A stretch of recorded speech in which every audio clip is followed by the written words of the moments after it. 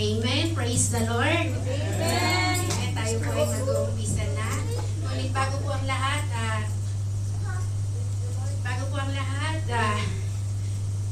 kinapagod ko po sa ating pinakamamahal na Panginoon ng dakilang pagpupuri, pagpapasalamat, pagluluwalhati at pagpaparangal. Amen. Praise God. At magandang hapon din po sa ating lahat. Inanyayahan mo po ang lahat na pwede pong umupo kayo dito po malapit sa bayanan po. Marami pa pong bahali upuan. Yan mo forward kayo. Ayan. Sino kayo mo forward? Ayan, sabi nga po sa aklat ng Psalms chapter 9 verse 1, ako'y magpapasalamat sa Panginoon ng aking buong puso, ang aking pakilala ang lahat ng iyong kagilagilalas na mga gawa. Kaya po, wala po tayong ibang iisipin ngayon kundi po ang magpuri at magpasalamat sa ating pinakamamahal na Panginoong Jesus. Amen? Amen. Transfer nga po sa Colossians chapter 3 verse 23, ano man ang inyong ginagawa ay inyong gawin ng buong puso ng gaya sa Panginoon at hindi sa mga tao. Kaya ito pa po, sabi pa nga po na dapat po isentro natin po ang ating puso't isipan. Wala po tayong ibang gagawin dito kundi po magsamba sa ating pinakamamahal na Panginoong Jesus po lamang. Amen? So, hindi po tayo titingin sa ating mga katabi, sa mga kamalian ng ating katabi. Amen po? Para po pagkus po ating sa paglulukura ng ating dakilang Diyos lamang po. Amen. So, ayan, huwag na po natin pahabain. Aking pong inaanyayahan ng lahat na tumayo at grab some partners po or grupo kayo at pronounce blessing po sa isa't isa.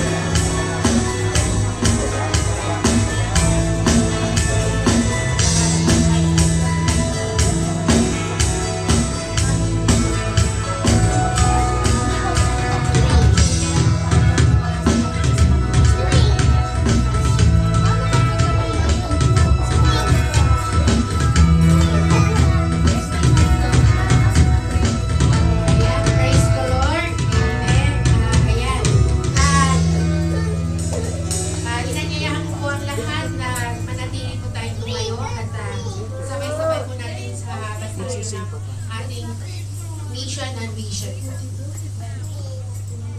Iron Vision. To glorify God by obeying His great commandments and fulfilling the Great Commission. Vision. Redemption and transformation of all nations. Iron Feet. I worship God, the great I am, Redeemer and Master, who values my faithfulness and expects humility and integrity in all my words and deeds. I belong to a church that exists to love God above all and share His love with others. I belong to a church that nurtures a relationship with God and people. I belong to a church that impacts our community, our country, and the world.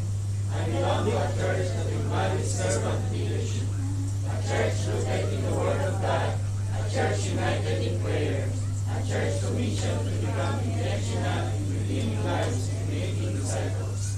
This is who I am, I am, I am. Amen. Praise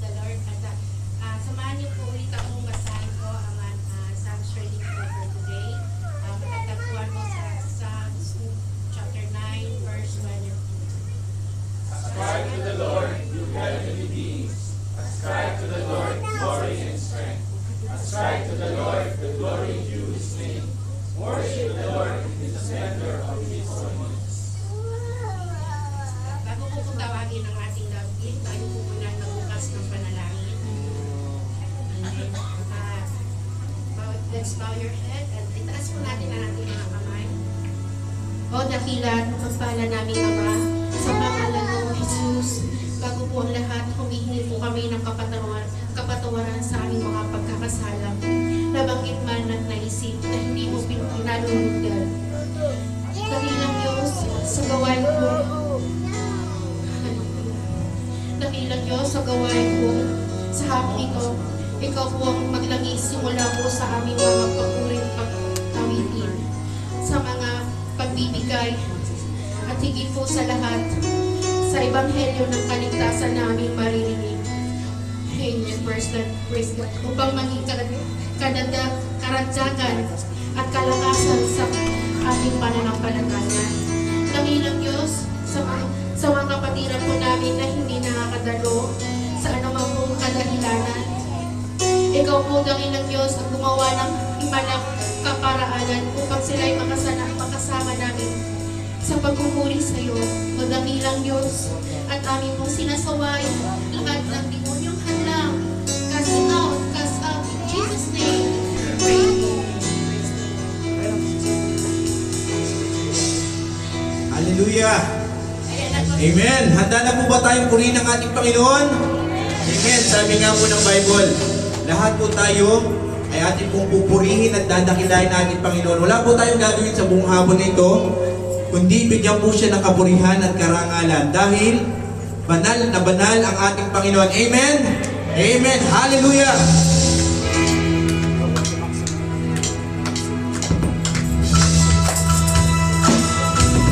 At ipupurihin ng Panginoon sa hapon ito dahil siya ay banal. Banal siya mula noon, ngayon at magpakailanman. Banal.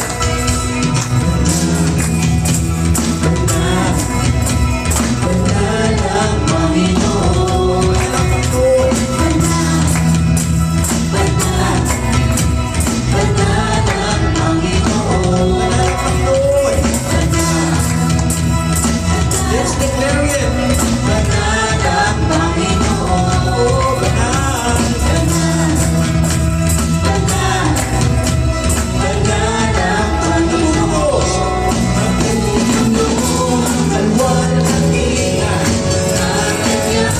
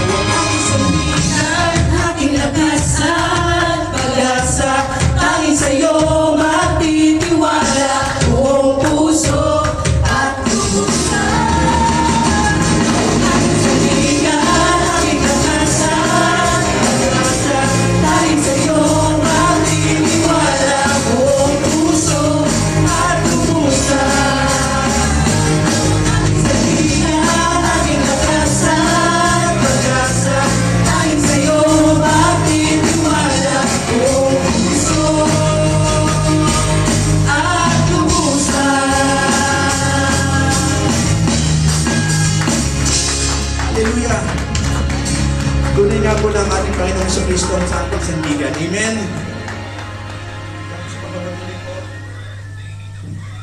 Atin po bigyan po ng kapatid natin, Panginoon.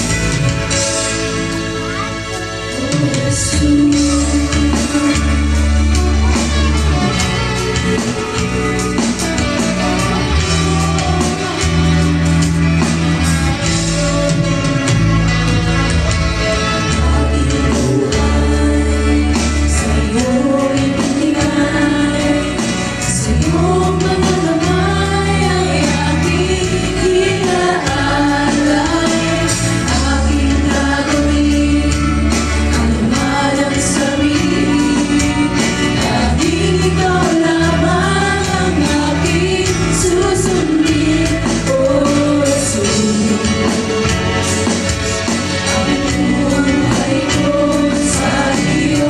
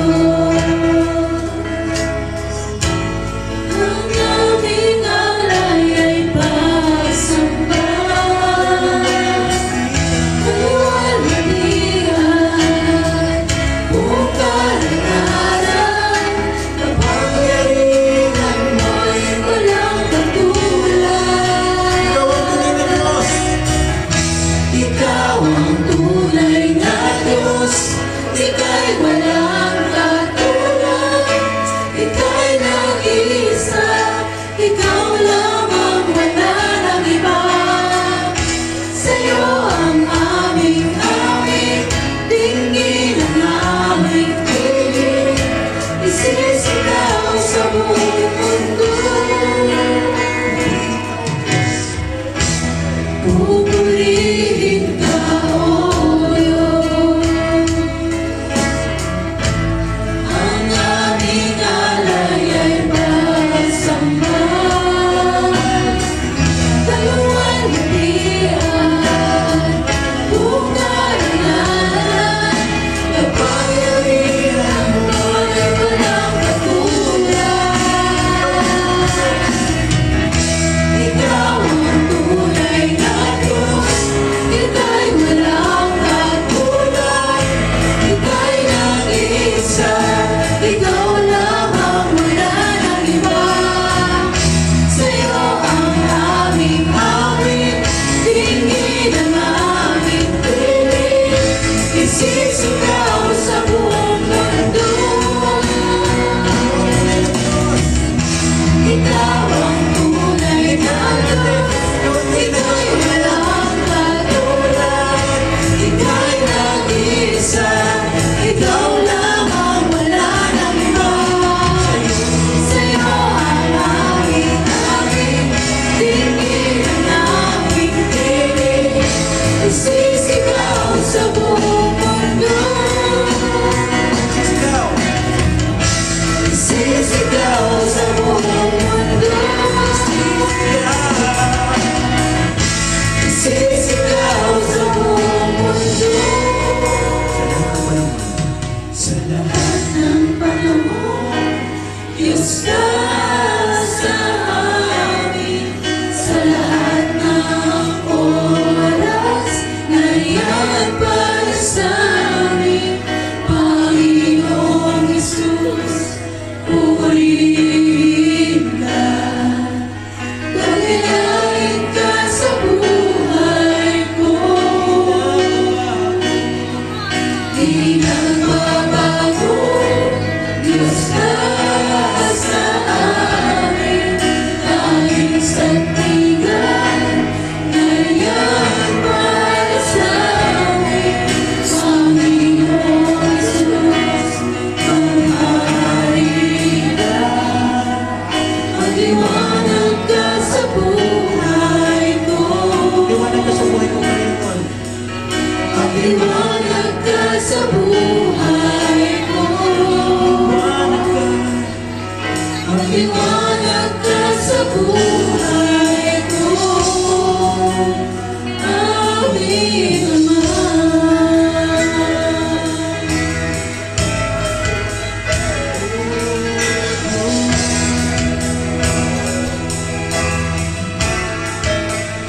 Tunay nga po, Panginoon. Sa'yo lamang pinangalan sa papuri, sa dakila, pasasalamat, at pagsamba. Sa tunay na Diyos na buhay, Diyos na banal, walang iba kundi ating Panginoong Kristo. Kaya sama-sama po natin sa piling. Amen and amen.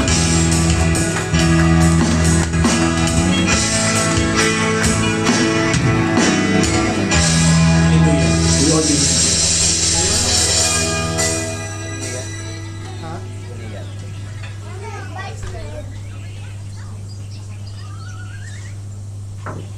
Amen. Praise the Lord. Palakpakan po natin ang ating dakilang Diyos. Tunay po talagang sa ating Panginoon ay ang kanyang pangako ay hindi nagbabago. Sa kanya lamang po ay may katiyakan. Kung tayo po ay nabibigo sa buhay, sa ating mga love life, ayan. Pero sa Panginoon po ay 100% po, hindi nagbabago ang kanyang pangako. Ano nga po ba ang pangako ng mahal na Panginoon sa atin? Yun po ang tunay na kaligtasan. Amen. Kaligtasan, lahat po ng ating mga suliranin, mga problema po, atin lang po idulog sa ating mahal na Panginoon. Siya po tayo niya tutulungan, pakikinggan niya po tayo. Hindi niya po tayo bibiguin. Amen. Praise the Lord. At sa ating mahal na Panginoon lamang po, wala po tayong maririnig na mga pagsusumbat. Kung sa mga kapwa-tao po, sa ating mga kaibigan, kapag po tayo tayong natutulungan. Di po ba, minsan, pag di mo na-return, di ba, ay may maririnig ka. Pero sa mahal ng Panginoon po, 100% po talaga, wala kang maririnig, kahit ano pa, pagka ikay nalalayo, paalalahanan ka pa niya na para bumalik ka sa Kanya. Kaya wala po tayong dapat na kabahala pag tayo po ay nasa piling ng ating mahal ng Panginoon. Amen po. At yan po, hindi ko na po pahabahin pa po.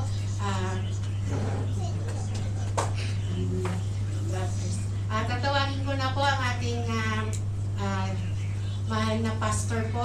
Magbibigay po sa atin ng ihatid niya po ang ebanghelyo ng ating mahal na Panginoon. Amen.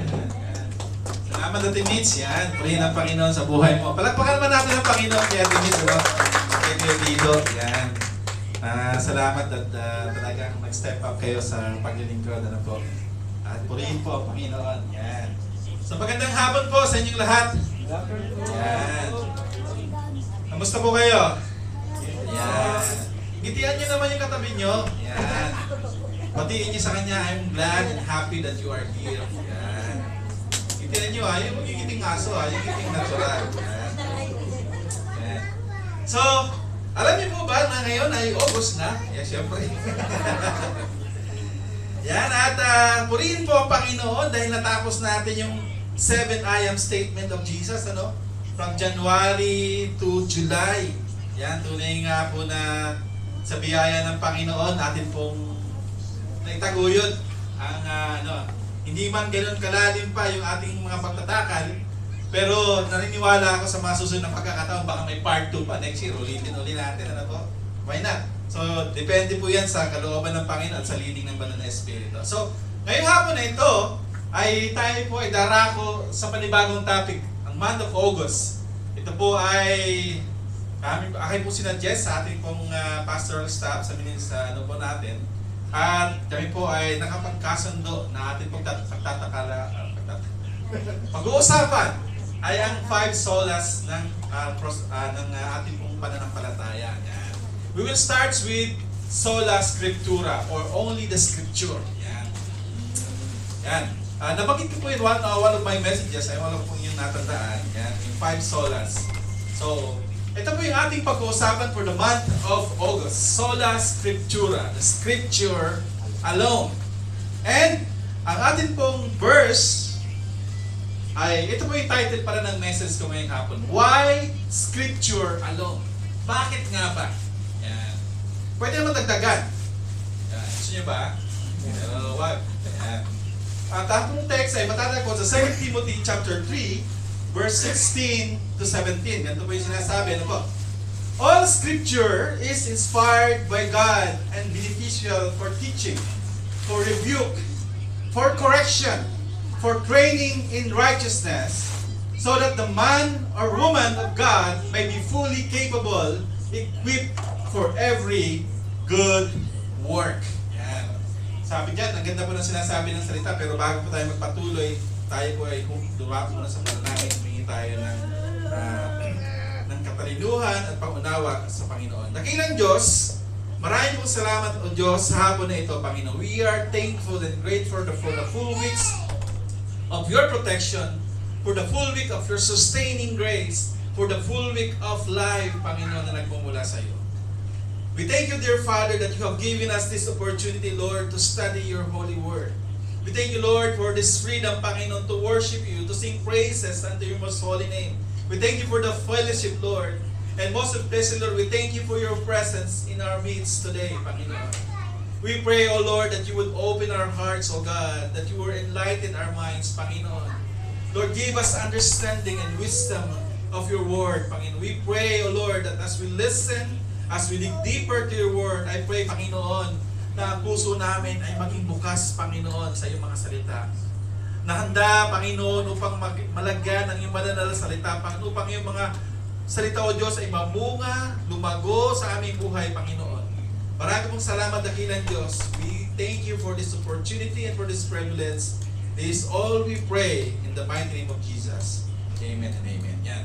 Magandang hapon pong muli. Yan. When we speak about only scripture or sola scriptura, Ito po yung unang step or unang pananaw sa isang Kristiyano. Yan. When you say sola scriptura, ito po ay nagbibigay diin o nagbibigay emphasis sa ating pananampalataya bilang mga Kristiyano that this is the only source of God's Word. The Bible, the Scripture. Yan. Marami po mga books written by different authors, knowledgeable authors, pero hindi talaga ito yung yung Bible eh. Hindi talaga ito yung nagbibigay ng guidance or encouragement about family, about the church, about self-work sa Panginoon, about Christian living, but only the Scripture is God's word. Yeah. It is inspired by the Lord. So, mamaya po pag-aaralan natin yan. So, when we speak about sola scriptura, all the Scripture speaks about the holiness of God. Ang kabanalan ng Panginoon. Kagaya po ng kinanta natin kanina, banal ang Panginoon. This is, when you look at the Bible, we look at God's holiness, ang kabanalan ng Panginoon. Kasi, it is God's inspired word. It is breathed by the Lord. And God is holy. When we look at God's holiness, titingnan natin yung mga sarili natin na hindi karapat-dapat sa presensya ng Panginoon. Nobody is worthy in His presence. Romans 3:23, for all have sinned and fall short of the glory of God. Walang matuwid, walang kahit isa. Kaya nga po naisulat ang banal na salita ng Panginoon upang maging paalala sa atin, upang maging guidance sa atin. At upang makita natin yung ating mga sarili sa Biblia.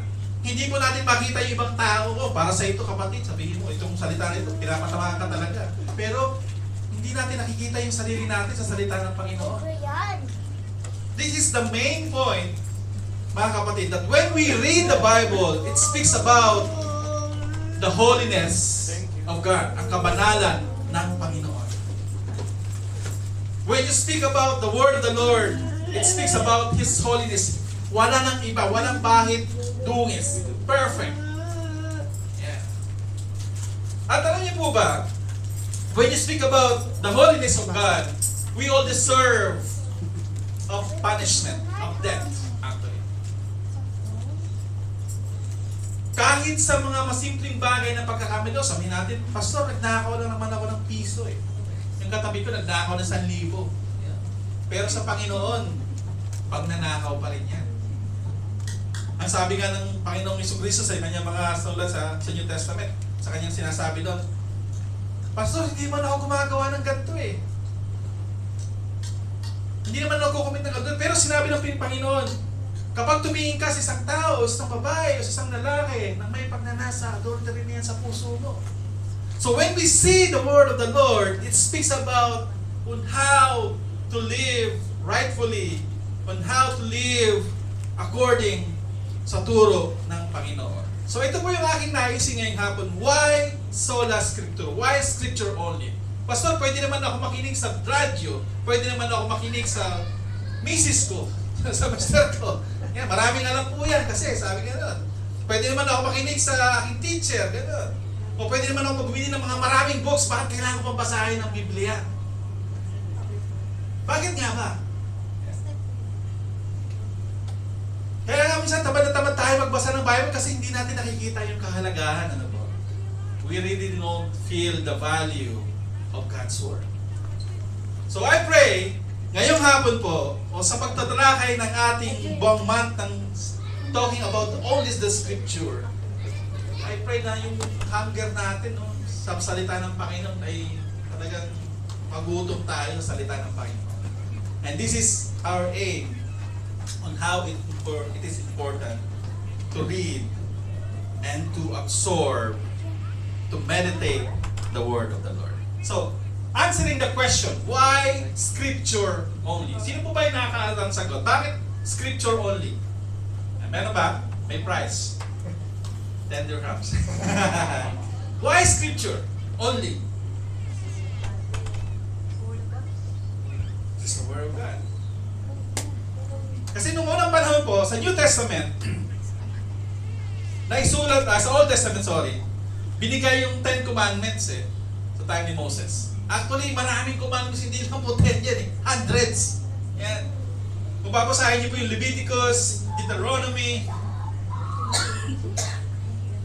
mapapagod kayo sa pagtingin sa mga laws ng Panginoon. Pero ngayon, after Jesus' death, after His final sacrifice on the cross, tinanggap na ng Panginoon yung ultimate sacrifice para sa ating mga kasalanan. That's why the Bible is complete. God's work of redemption is complete. Ano ang dapat natin gawin yun? Why Scripture alone? So una, tama po yung sagot nyo yung una na po. Why Scripture alone? Because the Scripture is inspired by God. Ang salita ng Panginoon ay inspired by God. Alam niyo po pag ikaw ay inspired, yan, hindi expired pag expired ka, pero the Scripture is inspired by God. Ang sabi po sa ibang it is originate from the Greek word theonestos. Theos means God, and nestos means breath or blown. God breathes. So when we look at the Bible, hindi lang ito parang Bible o isang aklat na nandun sa sulok, inaalikabok. This is the word of the Lord. Hindi lang ito isang aklat nandun sa cabinet natin na nag-aantay, oy, buksan mo naman ako. Alam niyo po, kahit yung Bible na cellphone na, minsan ang hirap pa natin buksan, no? Mas madali pang buksan ang Facebook. Totoo lang. Di ba? Pag nakita natin yung notifications, oh, may nag-like yung aking yung boss ko, naka-absent kasi ako. The word of the Lord, it is inspired by God. Other translation, it literally means God breathed or theonestos. Yan. Theonestos, sorry. Yan.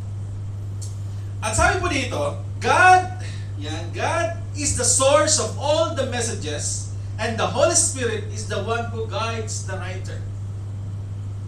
Alam niyo po, marami pang ibang aklat na hindi na canon, ibig sabihin, hindi na approved ng mga scholars during the time. Kasi nga, yung iba doon, kung babasahin, kung kayo mayroong Catholic Bible, maraming ibang extra Bible, may extra book po doon, 5 book pa yata, yung 6 yan. Yung Book of Macabeo, si Belat ang Dragon, at ang book ni Enteng Capisote. Ay, hindi ba? Wala po doon. Wala po doon, joke lang. Ito, kabakas ako, sorry. Maccabees, yan. Marami po, pero hindi yun na-approve kasi nga nung pag-aaral nila, ibig sabihin may something wrong with that doctrine, with that content of the book. Pero ito po, yung 66 books of the Bible, talaga pong naniniwala tayo, at ako mismo, naniniwala ko this is inspired by God.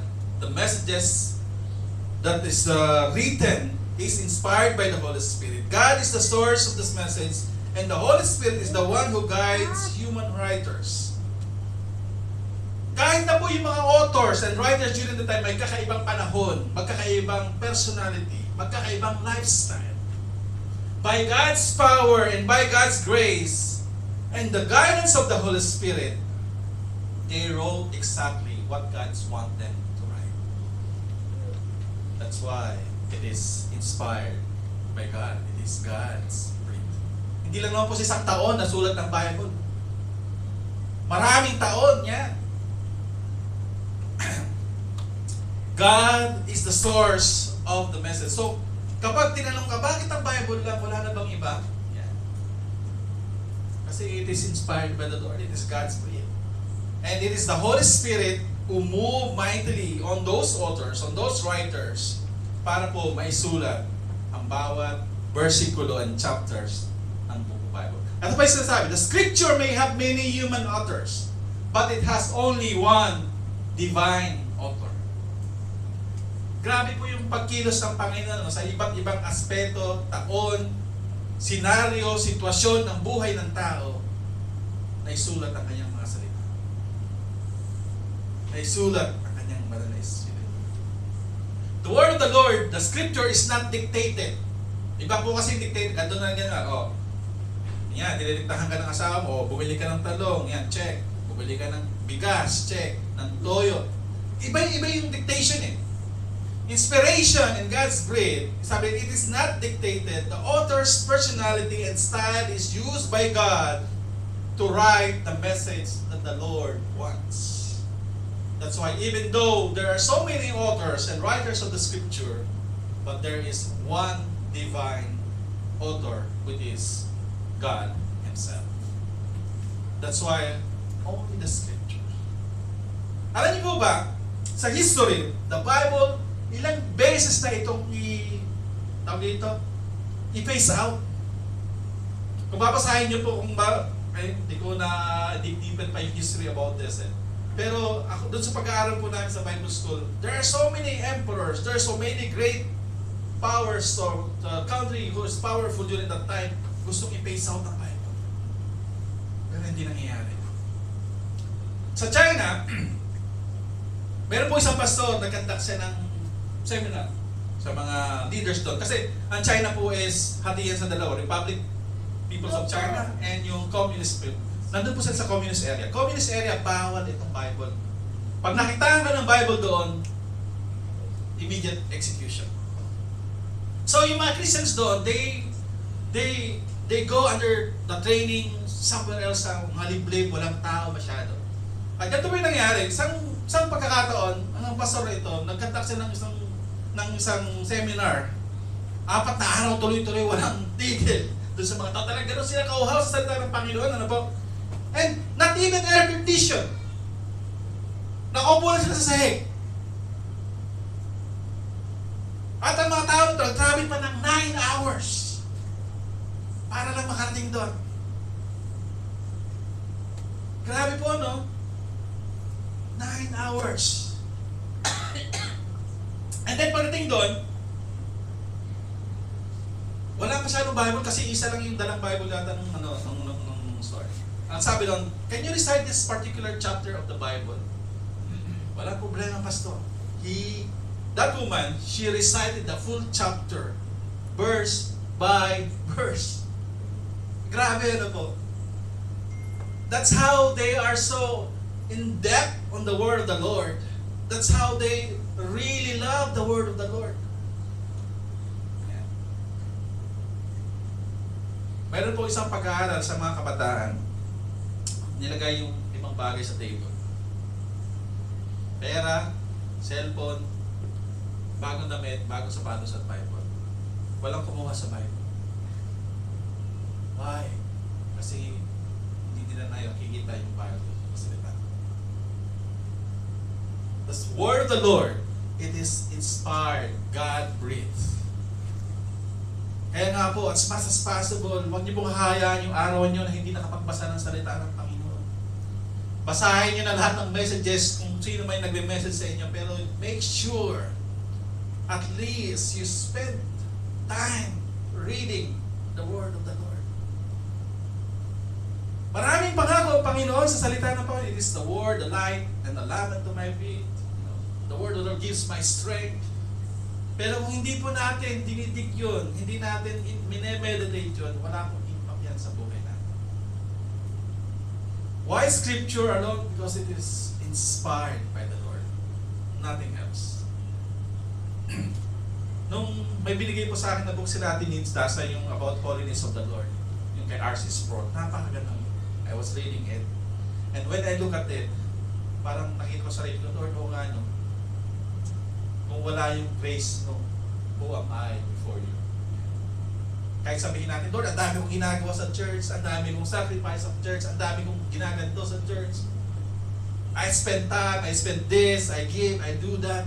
But kung ang puso natin ay hindi tapat at totoo sa harapan ng Panginoon, this is all meaningless. The word of the Lord is inspired by the Lord. It is God's breath. Ano pa po yung sinasabi dito? Number 2, the scripture is inerrant. Yan. Sino ba kaya describe yung inerrant? Yan. Sa Tagalog po, inerrant, walang kamalian. The Bible is inerrant. Walang kamalian. It is, sabi dito, sabi ko sa akin, it is true, without error, without falsehood, in all its claim and all its content. Inerrant, walang kamalian. Human authors, with God power and wisdom, through the power of the Holy Spirit, na isulat ang salita ng Panginoon. Sabi, the Lord makes sure that the power of the Holy Spirit, through the power of the Holy Spirit, the Lord makes sure through the power of the Holy Spirit, making sure that every human words reflects God's holy character. So when we read the word of the Lord, you look at God's holiness, and you look at ourselves needing and wanting God's forgiveness. You look at the word of the Lord needing and wanting to be more like Him. Needing and wanting na mag-manifest siya sa sarili mo, sa buhay mo. Makita mo yung sarili mo through the word of the Lord. The word of the Lord is inerrant. Why? Sabi dito, yan. God makes sure that through the power and guidance of the Holy Spirit, that every human words reflects God's holy character. Kasi when we look at the Bible, when we read the Bible, we see God's holiness and we see our doom. We see our helplessness, mga kapatid. Alam niyo po, ganun dapat yung heart natin, yung mentality natin when we read the word of the Lord. Lord, ano ba yung sinasabi mo sa salita mo ngayon? When I look at it, Lord, who am I? Ano ba ako sa iyong harap? The word of the Lord is inerrant. Ano pang sabi dito? The scripture is truth because God Himself is truth. Ang salita ng Panginoon ay katotohanan. Why? Because it is God's breath, it is inspired by God. And because God inspired it, because God is truth, and therefore, the scripture is truth. Katotohanan. And the truth, sabi pa ng Panginoon sa John chapter 4, the truth shall set you what? Free. Gusto niyo pong mapalaya sa addiction? Gusto niyo pong mapalaya sa anumang bondage na ginagawa ng kaaway? Salitaan po ng Panginoon ang magpapalaya sa atin. The scripture is inspired by the Lord, inspired by God. The scripture is inerrant, walang kamalian. Wala kayong makikitang kamalian dito. Wala po tayong makikitang para bang, uy, di tama yun ah. Alam niyo po, may nagtanong, kung ang Bible is inerrant, pero bakit may mga judgment ng Panginoon na para bang matindi? Natanong niyo na ba yun? Kung babasahin niyo po yung Bible, mayroong time dito sa panahon ni Moses, dalawang anak ni Aaron, patay ka agad. Why? Why did he die? Because nung i-establish po ng Panginoon yung kanyang presence, yung kanyang holiness sa bahay ng Israel, these two person, anak ni Aaron, nag-offer ng unholy fire sa Panginoon. When you offer unholy things sa Panginoon, immediate execution, walang ano yun. Right there and then, nangamatay yung dalawang tao na yun. Kung ikaw yung tatay, si Aaron, what you will feel? Lord, napaka-ano mo naman, Lord, napaka-harsh mo naman.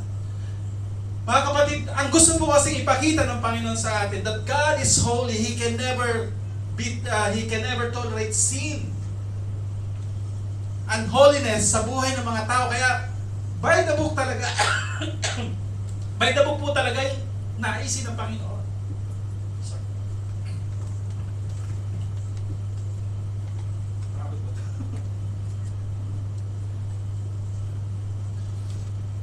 And another thing, yung time ni David, nakuha na nila yung yung ark from the Philistines. Papunta na, pabalik na sa kanila.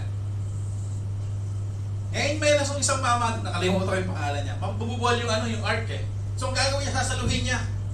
Pagkahawak niya po doon, immediately dead. Kasi ang supposedly lang na magka-carry noon is yung mga mga Levites, yung mga pinili ng Panginoon. No one can touch. Because the Lord wants to establish His holiness among His people. Any malpractices, any disobedience, any small of parang unholiness, hindi tinotolerate ng Panginoon. Why? Because God is God. God doesn't, ayaw niya yung napo-profane yung kanyang banal na pangalan. When we speak about holiness of God, that's it. He is holy. God is holy. That's why the scripture is holy. It is inerrant. Ano pa po sinasabi? Number 3. The scripture is infallible. Yan. Hindi po yung nagbabalibol ha. Infallible. Ibig sabihin po niyan, hindi nagkakamali. Similar siya sa inerrant pero hindi nagkakamali. Hindi nagugat sa pagkakamali.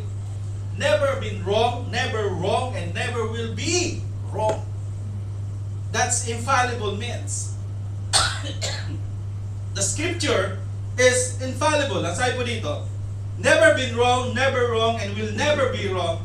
The scripture is incapable of making mistakes.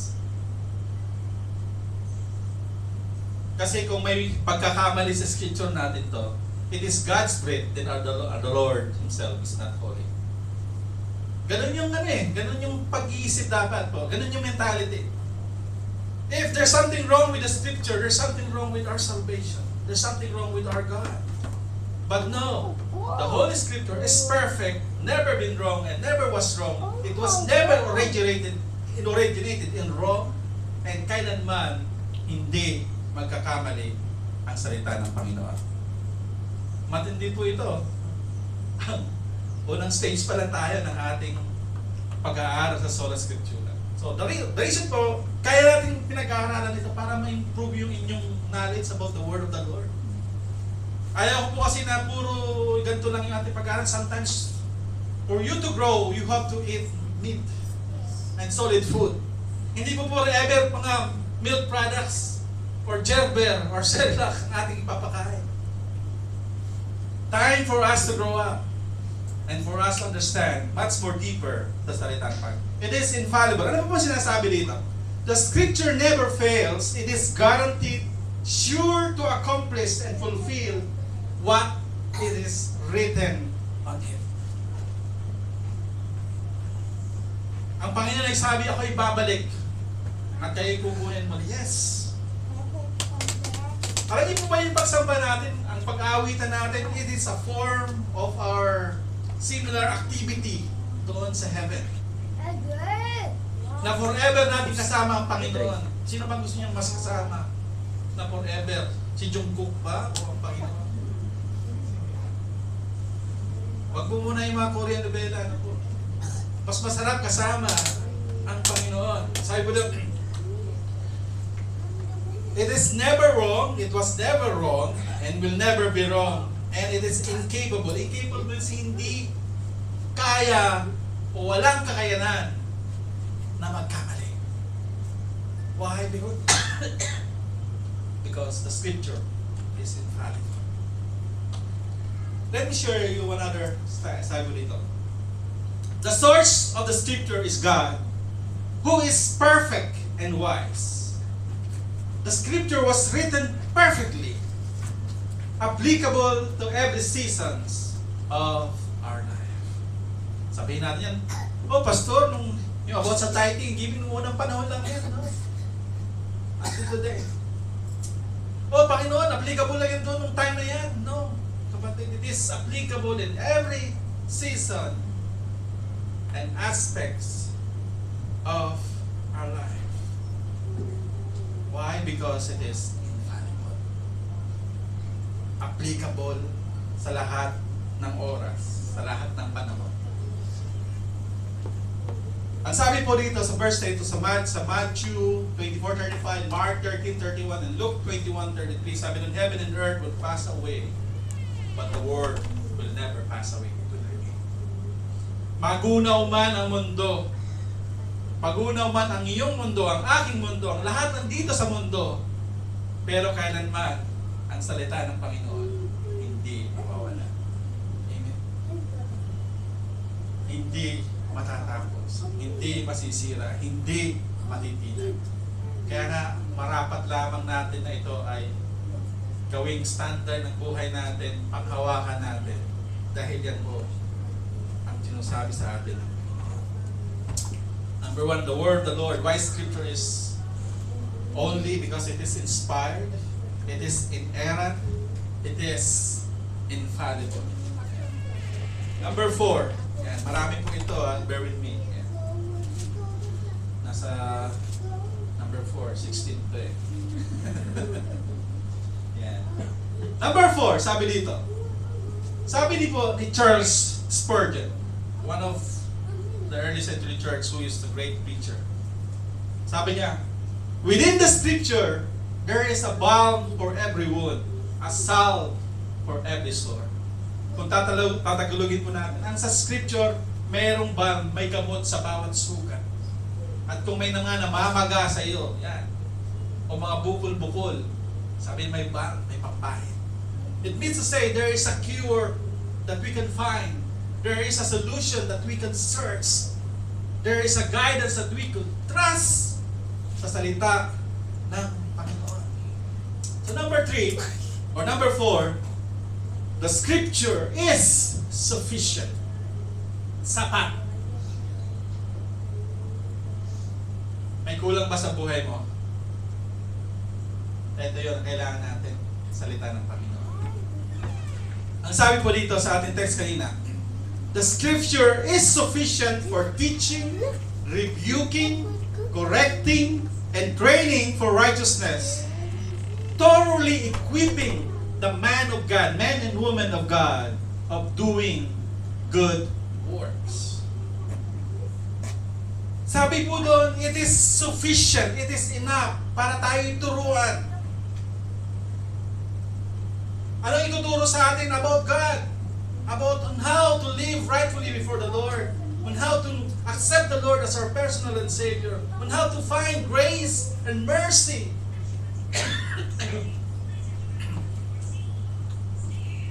It is sufficient to teach us, it is sufficient to rebuke us. Minsan dito tayo madalas umiiwas, ano po, ayaw natin magpa-rebuke eh. Because we think ourselves, we are right. Isip natin, oh, okay na yung pastor, okay na po sa Panginoon yung magsimba ako. Kahit hindi ako mag-pray, okay na po yung Panginoon, kahit ganito yan. So the word of the Lord is sufficient for teaching, for rebuking, correcting. Mga ilang beses na ba tayo na itama ng salita ng Panginoon? Alam niyo po, I love those pictures and man of God na talagang kapag nag-speak is walang iiwasan. Tatamaan. This is what I really wanted on when I listened to the pictures. For me to understand who am I before the Lord and how the word of the Lord will work mightily in my life. Time will come, sabi po ng Bible, may mga preachers that they will only preach what your ears want to hear. Hindi po yun ang aim ko. Kung kayo ba'y nasasaktan, mabuti po yan. Dahil ang puso nyo ay hindi pa kalos o matigas. Pag po kayo magagalit sa akin, huwag niyo po akong i-unfriend sa Facebook. Kasi ito po ay patunay ng pag-ibig ng isang manggagawa na itama, ituwid ang kanyang mga tupa. Correction and rebuking sometimes painful. Kagaya po yung pinag-aralan natin last month, ang pruning. Oh, kapatid, anak, ano? Yan. Tinutubuan ka ng extra tinik. Yan, sa maintindihan. Nasa ulo pala. Yan. O anak, may tumutubong buntot sa... Alam niyo po, para hindi maging kamukha ng Diablo, ano? Pinuputol. And not only that, the scripture is enough for training in righteousness. Tinitrain tayo. Anong purpose? To do good work. To do good work. Alam niyo po, na-observe ko lang ano po. Do you know why most of the children nowadays are disobedient? Rebellious? Self-centered? Alam na po natin sa ganyan, social media. Noong ako po'y nag-aaral pa ng elementary, 30 years ago. Tagal na. Meron pong ano doon, values and right conduct. JMRC, good manners and right conduct. Kaya walang mayroon pa ngayong curriculum sa Pilipinas. Sa mga private school wala, pero sa public school parang required as per the law. Sabihin pa natin, ang anak ko nag-aaral sa private school, ano? Yan. Ano ba tinuturo doon? Mag-TikTok. Alam niyo po doon yung time, less na less yung, may mga krimen man, pero hindi mo mabalitaan nasa school may nagbarilan. Yung teacher sinaksak, ginulpi. Alam niyo po, may narinig na tayo. Teacher, ginulpi ng kanyang estudyante, patay. Pagka-classmate, sinaksak niya yung classmate niya, patay. The social media affects so much sa mga kabataan. Why? Because wala nang Bible reading, wala nang prayer time.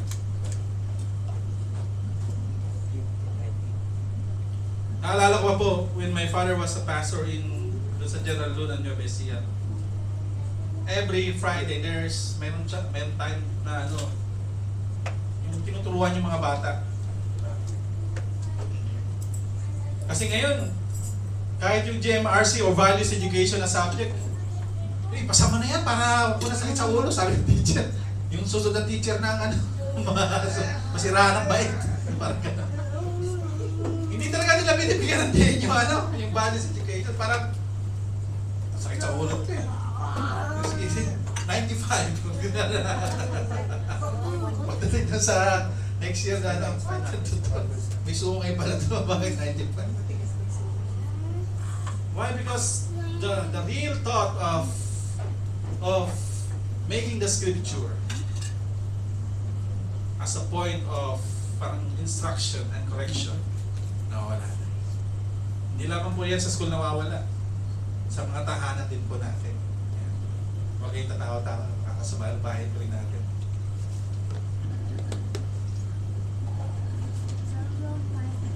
Aray. Alam niyo po, parents, your home is the main source of learning about God. Yan school. Yan simbahan. Ang bahay ninyo, bahay natin. It is the main source of learning about God and His Word. Huwag niyong iasa sa school, huwag niyong iasa natin sa simbahan. Kasi mali po yung mentality ng mga kapatid. Way back when I was in elementary, alam niyo po, nung tatlo pa lang kami magkakapatid. Every afternoon, after our supper, meron kaming devotion as a family. Tanda ko kumakalimutan. And we recited verse. We sing hymns. Kaya nga po, pag kinakanta niya ako ng hymns, most of the hymns, alam mo kasi, every evening time, we sing that hymns. How great thou art, to God be the glory, blessed assurance. Amen. I can sing those hymns. And those songs are embedded in my head until I grow up. So, salamat sa Panginoon. Marami akong verse na actually, kunyari, pag may Christmas party, pamaramihan ng verse. Diba? Take out ko lahat ng preview. Diba? Kasi marami akong verse. And those verses, sabi niyo po, the word of the Lord is talagang powerful and effective. It moves you. Siguro sa paningin natin, ngayon, hindi yan, wala yan, pero alam niyo po yung mga bata kapag tinuturuan niya, napakasarap pakinggan. Can you pray for the food? Showing the truth. Kahit simple lang. Lord, bless this food. Give us in Jesus' name. Thank you for this food, Lord. Ituro niyo sa mga bata. Pag ayaw, huwag niyo pakainin. Hindi joke na. Hindi po. Teach them how Sabi nga doon sa Proverbs eh, Where are train up of child in the way they should go. So when they grow up, they will not depart. Alam niyo po kung hindi dahil sa salita ng Panginoon, baka ako'y nasa ibang planeta. Kasi astronaut na ako. Hindi po. I would not be standing here before you. Lagi ko po sinasabi sa inyo yan.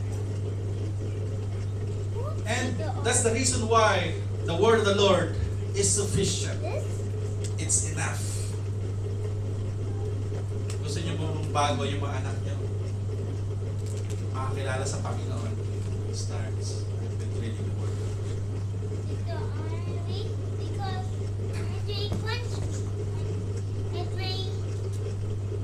Like this. Meron po kaming games noon na sa aming family. Paramihan ng verse. Yan. Pag maraming verse, may dagdag baon. Diba? So, yun ka ng tip. It's gone. Salamat sa Panginoon dahil praise the Lord, we have the word of the Lord. The word of the Bible itself, which is sufficient, sapat, to combat all of these negative things na ginagawa. Alam niyo po ang kaaway, he has all the tools. Actually, binibigay pa nga natin mga tools na yan.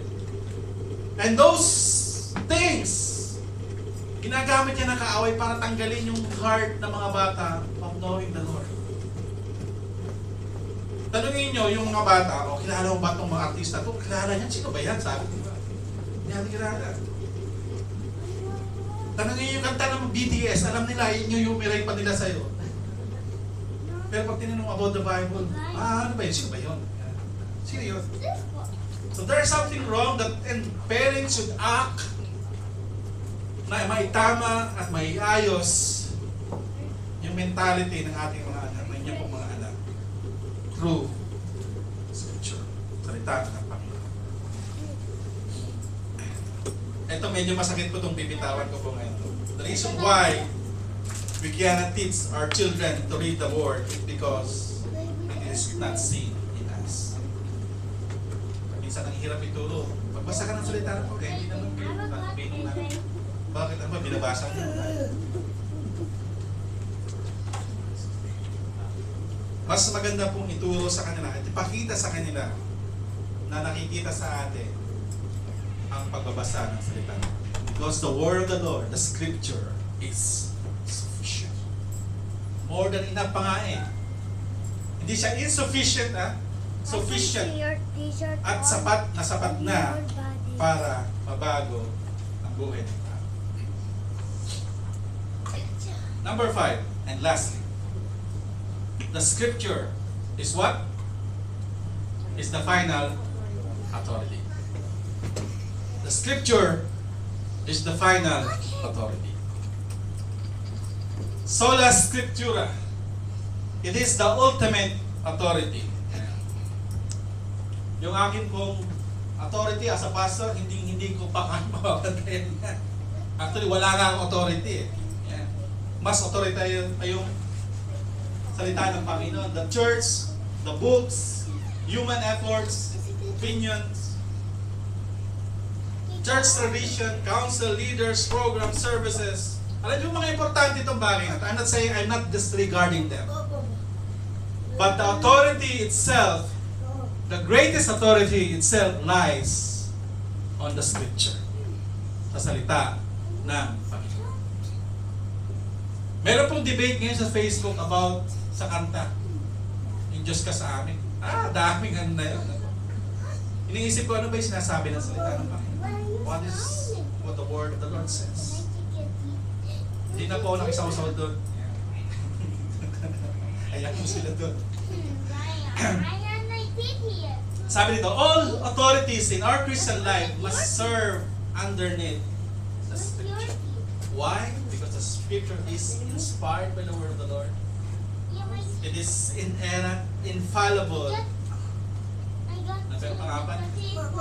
sufficient, and it's the final authority. John MacArthur was asked, sabi niya, napanood yung video na ito eh, the late John MacArthur. Sinabi sa kanya, laki ng church po niya, mega church, I raised to you. He is the founder of that. At sabi niya, Pastor John, what is the extent of your authority as a pastor in the church? Isa yun. Ang sabi niya, none. All authority is in the Bible, which is in the Lord. Hindi ko naman sinabi, huwag niyo na akong galangin, ano po, yung ating mga leader. hindi po yung tinuturo doon. Tinuturo mo sa Bible na igalang niyo yung mga pastor, yung mga leader, yan. At huwag kayo maging pasaway, yan, yung tinuturo yan. So, but apart from that, we cannot add more on this. This is a complete word of the Lord. Marami pong debate dito. Ano ba translation yung ginagamit yung pastor? Sabihin nyo, NIV, AJK. Kasi sa mga Baptist, ang Bible lang nila tama. Yung King James, kasi yan yung pinakamalapit sa translation na original manuscript. Pero pag binasa niyo po yung King James, mabubuang kayo. Kasi may thou, has, not, roll, dami.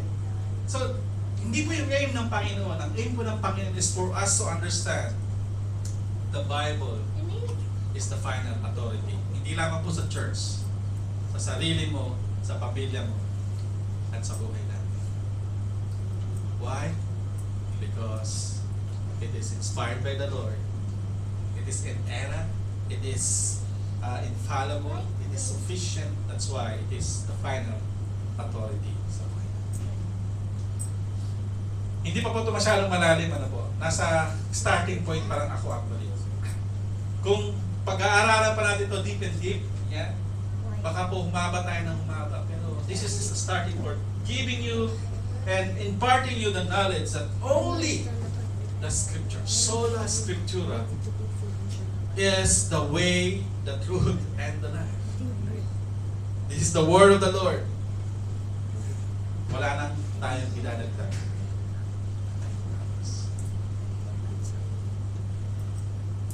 To close this and to recap our message.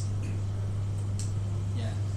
Ang sabi po dito, why Scripture alone? Because the Scripture is inspired by God. Why Scripture alone? Because the Scripture is inerrant. Walang kamalian. Why the Scripture alone? Is the Scripture is infallible. Hindi magkakamali at kailanman hindi nagkamali. The word of the Lord is sufficient and is the final authority sa buhay natin. Mga kapatid, again, reminder ko sa inyo, take a moment. Huwag niyo pong hahayaan yung araw niyo na lumipas na hindi kayo nakabasa ng salita ng Panginoon. Or even pray, meditate.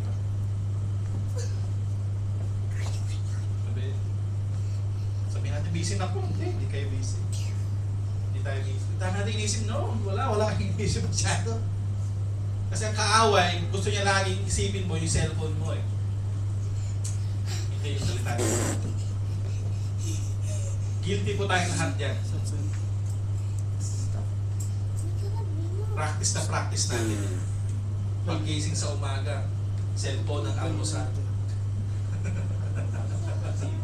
Parang kanta yun. Pero mga kapatid, when we look at the Scripture, when we hold the Bible, we look at the Holy God. And we look ourselves before the holy and mighty, righteous God. I'll give you an illustration. Lastly. Ako ay isang carpenter. Ginawa ko yung upuan. May masasabi ba yung upuan? Bakit ba ako ginawa yung upuan? O gamitin kita, upuan kita. Meron ba? Meron ba kakayanan? Wala. So God is God. We are His what? Creation. Can we question God of His holiness, of His doings, of His plans, of His judgment, of His mercy? Can we do that? Hindi. So that's why when we read the Word of God, alam niyo po, be humble. Your heart should be ready to read it. And kapag ganun po yung attitude natin, mababago yung buhay natin. Transformation. Pruning will be done. And pruning, through His Word, ang sabi doon, will make you bear much more fruits. Baka dahil konti ang ating fruits, hindi tayo magbunga kasi kulang tayo sa salita ng Panginoon. Amen? Shall we all stand? And as we prepare ourselves sa ating pong Holy Communion, in-invite ko si ating chairman, si Orly at si Ate Lina, para po i-assist tayo. And as they are preparing, as we are preparing, let's humble ourselves before the Lord. Sa lamtin, pwede mo natin tugtugin yung inaway natin kanina. Last song.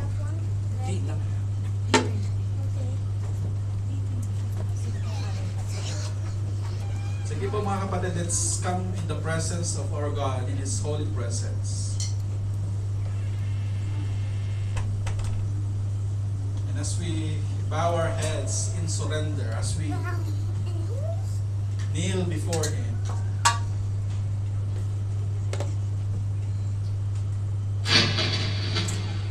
hayaan natin na ang Kanyang biyaya, Kanyang pag-ibig ay ating maranasan.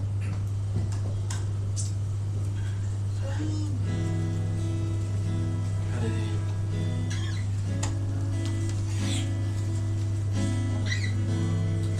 Let's come before the Lord and let's sing a song.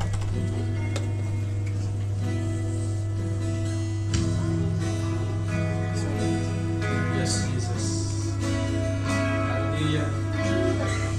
Sasabahin po namin ang yung daral ng pangalan, dakilang pangalan, dakilang na pangalan. Ihin ka, O Diyos, aming alay ay pagsamba. Buwalhatian, bukarangan, ang yarihan mo, walang kasulan. Mawitin po natin, purihin ka, O Diyos. Pupurihin ka, O Diyos. Ang aming alay ay pagsamba. Luwalhatian, bukarangan, ang yarihan mo'y walang katulad. Ikaw ang tunay na Diyos, Ika'y walang katulad, Ika'y nag-iisa, Ikaw lamang mag-iwan. Sa'yo ang aming hindi aming piling, sisigaw sa buong mundo.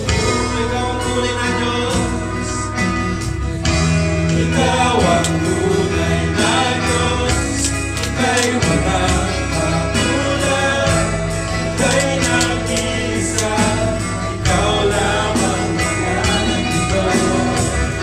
Sa'yo ang aming hindi namin piling, sisigaw sa buong mundo. Sisigaw sa buong mundo. Sisigaw sa buong mundo. Yes, Pagpilihan ng ating Panginoon. Sige po, magkaroon tayo ng personal prayer. Sa lahat po ng lumalapit sa Panginoon, sa mga oras na ito, sa lahat po ng gustong lumapit sa Panginoon, kailanman hindi Kanya itatagot. Laging bukas ang Kanyang mga kamay na handa kang tanggapin, yakapin, handa kang muling kalingain at ipaalala sa iyo, sabihin sa iyo, anak, nandito lang ako. Minamahal ka ng Panginoon, minamahal niya tayo ng higit pa, ng lubos-lubos pa sa ating mga inaasahan. Sige po, magkaroon tayo ng personal prayer. bago natin tanggapin ang mga elementong ito, lumapit tayo sa Panginoon, magpakalinis tayo sa Kanya, Lord. Kung mayroon mang kasalanan sa puso natin, sa isip, mga bagay natin nasabi, naisip at nagawa, na hindi niya kinalulugdan. Ngayon ang oras, kapatid, kaibigan, upang lumapit sa Kanya. Yes, Lord. Patawarin niyo naman. Linisin niyo po yung puso na buhay natin.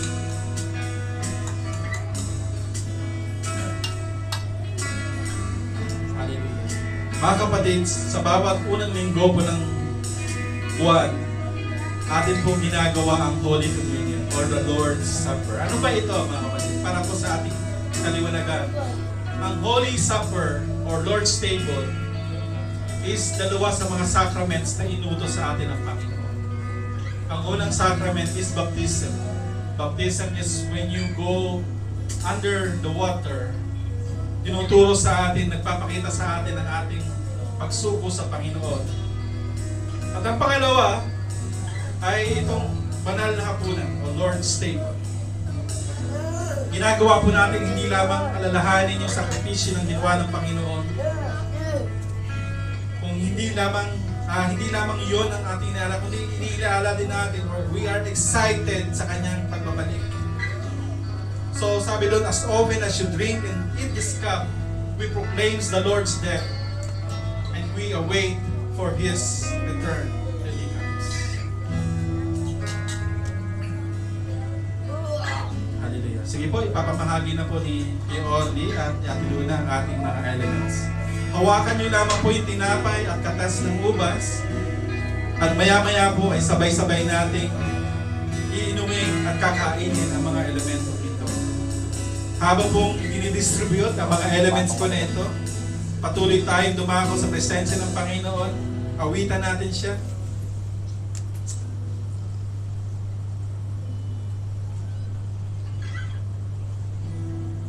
Sige po, tayo lumapit sa presensya ng Panginoon. Hallelujah. Tulad.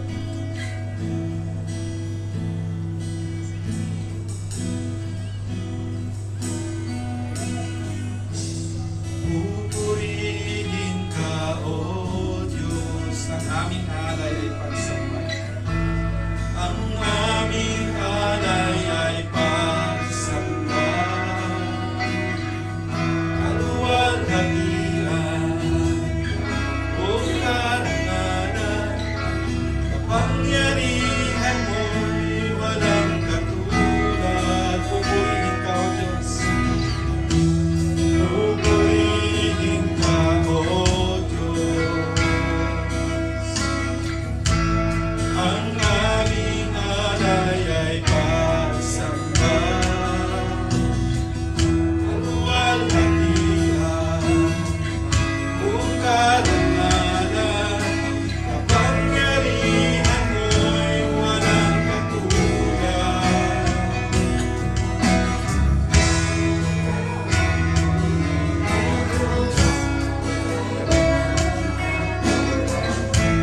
Kay nag-iisa, ikaw lamang wala ng iba. Sa'yo ang aming awit, dinggin ang aming tinig, sisigaw sa buong mundo. Muli pong paalala, ang tinapay po na ito at katas ng ubas, ang tinapay po na ito ay simbolo ng katawan ng Panginoong Jesucristo. Hindi po itong aktwal na katawan, kundi simbolo. Simbolo ng katawan ng Panginoon na ipinako doon sa krus ng Kalbaryo. Na instead na tayo po yung ipako doon at dumanas ng pasakit, ng paghihirap, ng mga latay, ng sugat, ang Panginoong Jesucristo ang tumanggap lahat doon. Bakit niya ginawa yun? Upang po tayo magkaroon ng kagalingan, hindi lamang kagalingan pisikal, kundi spiritual na kagalingan. So po yung tinapay na ito ay simbolo ng kanyang katawan. At ang katas ng ubas, ang juice na ito ay simbolo ng kanyang banal na dugo. The holy blood of Jesus which is poured out on the cross of Calvary. Bakit? Para mahugasan tayo sa ating mga kasalanan. Ang dugo na ito na naglinis sa ating karumihan Ang dugo na ito na isang dalisay at banal at final na katanggap-tanggap sa presensya ng Diyos Ama bilang haing buhay para sa atin. Kaya po, bago natin tanggapin ang mga tinapay na ito, inumin ang katas, check natin yung ating mga sarili. Ano po mga kapatid? Hindi po biro ang ginagawa natin. Ang sabi po sa Biblia, kapag binabaliwala natin ang pagtanggap nito, tumatanggap tayo ng curses instead of blessings. So we should check and search our hearts before doing that. Ito po yung sinasabi ng salita ng Panginoon. For I received from the Lord that which I also delivered to you, that the Lord Jesus, on the same night in which he was betrayed, took bread. And when he had given thanks, he broke it and said, Take, eat, this is my body, which is broken for you. Do this in remembrance of me. Sabay-sabay po natin kanina.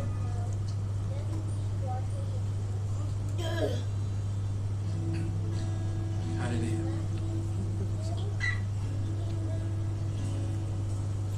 And in the same manner, he also took the cup after supper, saying, This cup is the new covenant in my blood. This do as often as you drink it in remembrance of me. Sabay-sabay po natin. Tuloy ko po ang pagbasa sa salita ng Panginoon. Verse 26. For as often as you eat this bread and drink this cup, you proclaim the Lord's death till He comes. Therefore, whoever eats this bread or drink this cup of the Lord in an unworthy manner will be guilty of the body and blood of the Lord. But let a man examine himself, and so let him eat of the bread and drink of the cup. For he who eats and drinks in an unworthy manner eats and drinks judgment to himself, not discerning the Lord's body. Tayo po ay muli dumako sa panalangin. Hallelujah. Salamat po, Panginoon, sa iyong presensya, sa iyong sakripisyo doon sa krus ng Kalbaryo, Panginoon. Instead of us being crucified, Lord, you took all the blame. You took all the pain. You took all the beatings, the piercings, the wounds, Panginoon. And why? Because of your great love sa amin, Panginoon. Lord, we remember your sacrifice. We remember your love. We remember your greatest love, Panginoon, sa amin. We are not worthy. We are not worthy of all. Pero, Panginoon, by your grace and mercy, we are here today. Salamat po, Panginoon, sa iyong katawan doon na namayubay doon sa bundok ng Kalbaryo, Panginoon, sa cross ng Kalbaryo. Maraming po salamat, Diyos, sa iyong dugo na nabuhos, Panginoon. And because of that, kami po ay nahugasan sa aming mga pagkukulang, sa aming mga kasalanan. And we can now come to you, Lord, to pray, to worship you. Thank you, Lord, for this greatest gift. Thank you, Lord, for this greatest opportunity. We surrender our lives to you. We surrender our lives to you, Lord. And may we walk rightfully and faithfully according to your word. Maraming po salamat, Panginoon. Pag-uwi niyo po yung buhay namin, Panginoon. Let us all remember, always remember, Lord, that it is not because of who we are, because of what you have done, Panginoon, but because of what you have done for us. Not because of what we have done, Lord, but because of who you are. Maraming po salamat, Panginoon, sa paalala niyo. So we pray in the mighty name of Jesus. Amen. You may be seated, brothers and sisters. Salamat po. Balik na po sa ating presider. Yan. Amen. Praise the Lord. God bless you po, Pastor. Ayan. Nabusog po ba ang lahat? Nabusog po ba ang ating mga kaluluwa sa banal na salita ng ating mahal na Panginoon? Amen. Tanging po sa banal na salita lamang po ang magsusungungan ng katotohanan. Praise God. Ayan, dumako na po tayo ngayon sa ating tithes and offering po.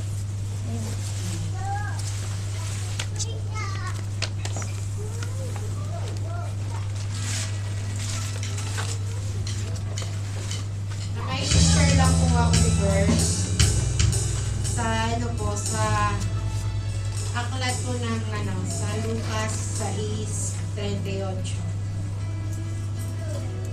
Sabi po dito, magbigay kayo at kayo'y bibigyan. Ang takal ng mabuti, siksik-liglig at umaapaw ang inuunos nila sa inyong kanlungan. Sapagkat ang panukat na inyong ginamit ay siya rin panukat na gagamitin sa inyo. Amen. Personal. Palakpakan po natin ang ating dakilang Diyos. Amen. Sabi nga po, ang pagbibigay ay isang gawain po ng isang mananampalataya.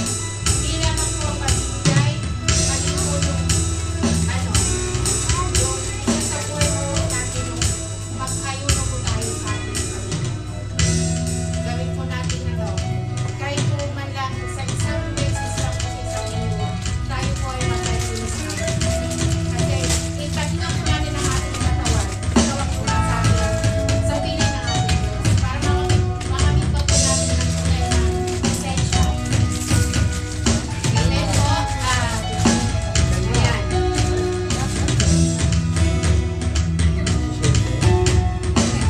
Sabi pa nga po, ang pagbibigay ay hindi tungkol lang sa kung gaano karami, kundi ganito kasincero po. Tandaan, ang Diyos ay laging mapagbigay, na higit pa sa inaasahan. Kaya wag po tayo matakot, wag po tayo magalala. Nagbigay po tayo ng naayon sa atin. Amen. May share lang po ako ng kabataan ko ako. Naalala ko kasi nung time na yung sa akin po yung papa ko po, pinipigilan ko ng mama ko na dumalo kasi nga that time ko talagang po kami kumbaga busy. Talagang gipit na gipit kami noon. Natatandaan ko isang daan lang yung pera ni papa. Ayaw, pinipigilan siya ni mama kasi nga wala na daw kami pambili ulam. Tapos syempre magdadalo pang papa ko magano. Ako kasama ako lagi, hindi ako nagpapayo. Bata pa kasi ako noon gusto ko lagi ako kasama.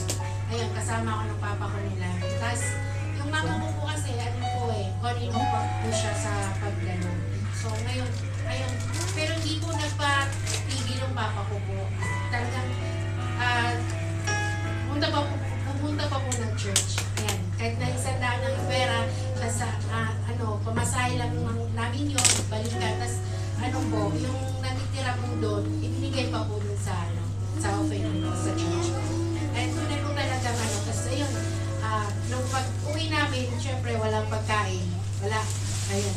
Mainit ang ulo ng mother ko. Ayan, sabi na, ganun. Pero talagang, nakikita ko po sa mahal ko mama na talagang napakalo ko ng pagtitiwala niya, pananahin ko niya. Andiyan po talaga, pag natatapat ka po talaga sa ating mahal ko. Andiyan po talaga pagpapala. Pero po yun, nung time na yun, may pumatok po sa amin, yung kapitbahay po namin. Talagang natutuwa po talaga ako naalala. Kasi nagbigay po siya ng isda. Kasi marami daw siyang huli. Ayan. Tapos ayun, di ba, nagkaroon kami bigla ng ulam. Tapos, ito pang, binayaran yung hiniram yung pera sa amin. Ayun. Talagang, pagkatunay mo talagang nagtatapat tayo sa mayo ko, asaan po natin yung pagpapala. Wala po talaga kapatay. Amen. Kaya, ayan. Praise the Lord po. Tayo po ay manalangin po tayo. Patubayan ng mahal na Panginoon, ating walahan po. Amen. O dakilang Diyos, hallelujah. Salamat sa Diyos. Salamat po mahal na Panginoon hanggang sa mga oras na ito. Ibinuhos mo po ang mga pagpapalang spiritual. At dito nga po mahal na Panginoon sa aming pagbibigay sa ikaputhan doon. Pagpalain mo Diyos ang mga kapatiran masayang nagbibigay sa mahal na Panginoong Jesus. Ibalik mo ng siksik-liglig, O Lord God, na magmumula sa iyo. Mahal Panginoon, nagtawa po ito'y magamit sa banal na gawain upang sa paglago at dagdag ng kaluluwa na maakay sa gawain ito sa paglilingkod sa iyong harapan. At ito po ang aming sakit dalangin sa matamis ng pangalan ni Jesus. Praise the Lord. So, lumako na po tayo ngayon sa announcement. Ang ating pong midweek prayer meeting po ay sa Wednesday po sa August 5. At ang presider po natin si Pastora Elvie po. At ang ating messenger po ay walang iba kundi ang ating butihing pastor po. At yung yung video po ay i-announce na lang po yan sa group po. So, ganun din po sa Sunday po. Dito rin po ulit gaganapin ang ating Sunday worship po. Ito po ay pangungunahan ng ating presider na si Miss Runda po. At ang ating messenger po ay si Chairman Arlie po.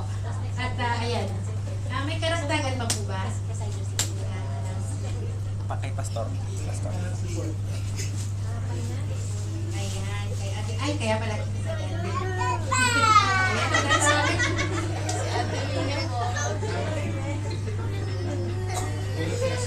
O si Ate Audrey.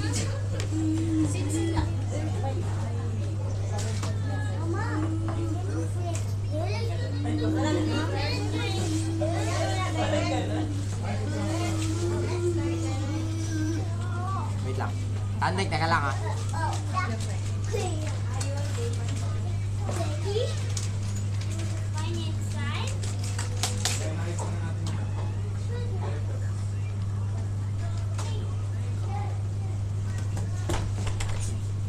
Yeah, I know.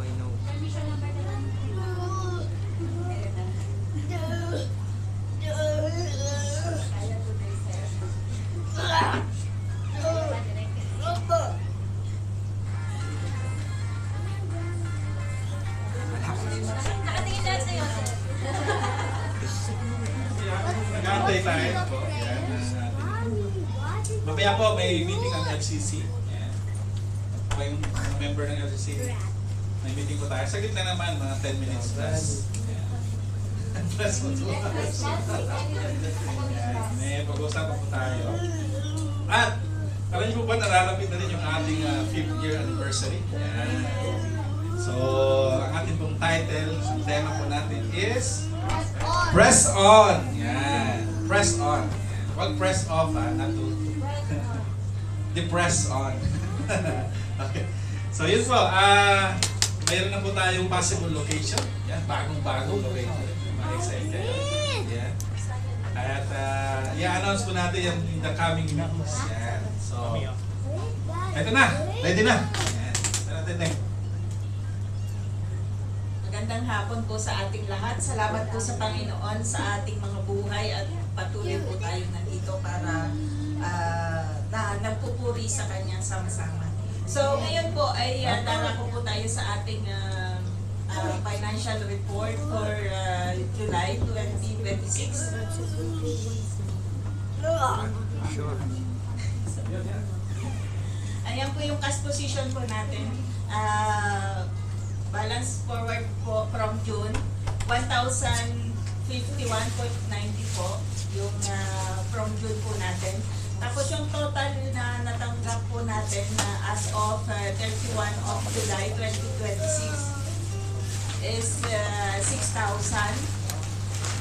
Ang total cash po is 7,051.90. So less po natin yung expenses po natin, 4,851.81. And nakapag-save po tayo nung July ng 1,000. Praise God po. At may total cash on hand po tayo na available for spending na 1,200.05.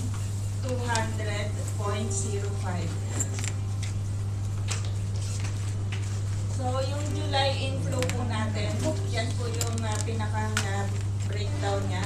Sunday service offering, 860. Prayer meeting offering, 340. Tithes yung tithes po natin is 4,800. So total po is 6,000.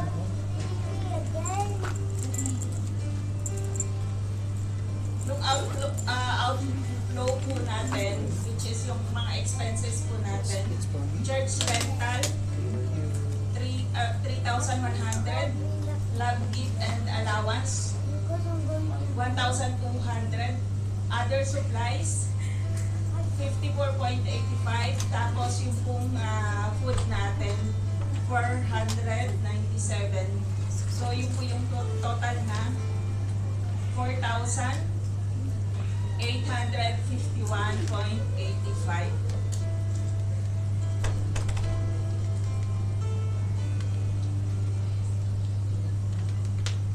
So, ito pa po yung sa may workers allowance po tayo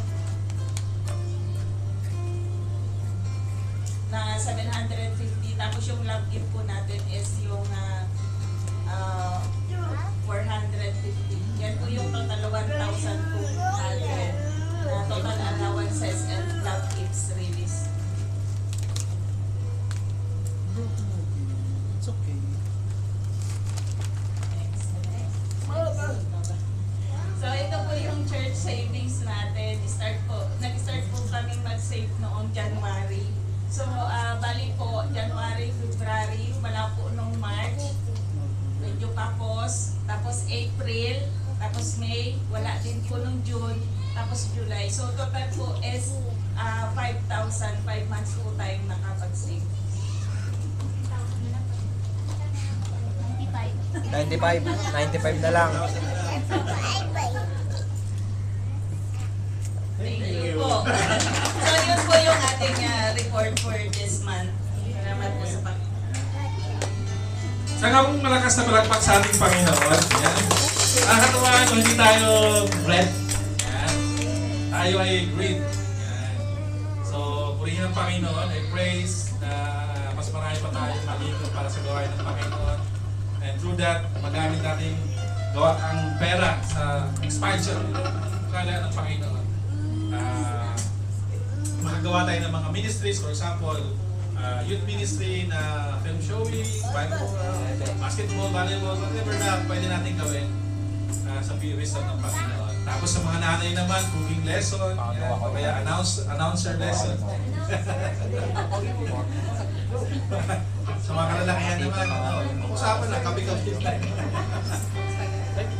At makapag-invite tayo, ano po? Kasi, nag-pray ako sa puso ko sa heart ko talaga. Lord, makapagkaroon ng takili dito yung know how to expand, to invite more people sa gawain. And praying for that. Sige po, tayo po ay tumayo ng lahat. Yan. Let's sing the doxology. Tayo po close on prayer. Praise God from whom all blessings flow.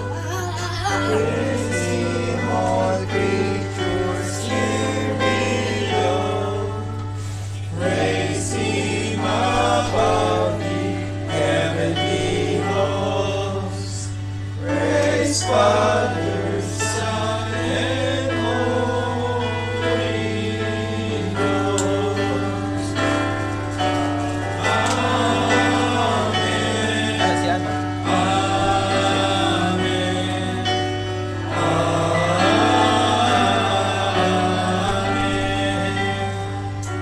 Lord, salamat po sa hapon na ito sa amin po natapos na gawain, Panginoon. Natutunan po namin ang kahalagahan ng iyong salita. Your word is inspired by you, God. It is inerrant, infallible, sufficient, and it is the final authority sa aming buhay, sa aming church, sa aming family. Maraming po salamat, Panginoon, sa katotohanan ito, Panginoon. Salamat din po, Panginoon, dahil what you have done on the cross is final and complete. Your word is complete, Panginoon, and enough para po ma-discover pa namin ang iyong kamanghamanghang gawa, mga magagandang plano ninyo sa aming mga buhay, Panginoon. Lord, I pray that continue to give the hunger for your word, Panginoon. na hindi po kami masatisfy sa isang araw, Lord, na hindi po nakakabasa ng iyong salita, nakakapag-pray, Lord, nakakausap ka. I pray, Panginoon, na starting today, Lord, we will do this and we will honor you today. Maraming po salamat, Dakilang Diyos. Lord, I pray sa mga kapatiran, Panginoon, may mga challenges man kami sa aming family, sa aming career, sa aming workplaces, Lord. Pinagkakatiwala po namin itong cancer. Kung may mga challenges sa family, Panginoon, Lord, I pray for the parents with the wisdom of God on how to handle their kids, their children, Panginoon. I pray, Panginoon, na through your word, Panginoon, you will enlighten them. Through your word, Lord, you will guide them.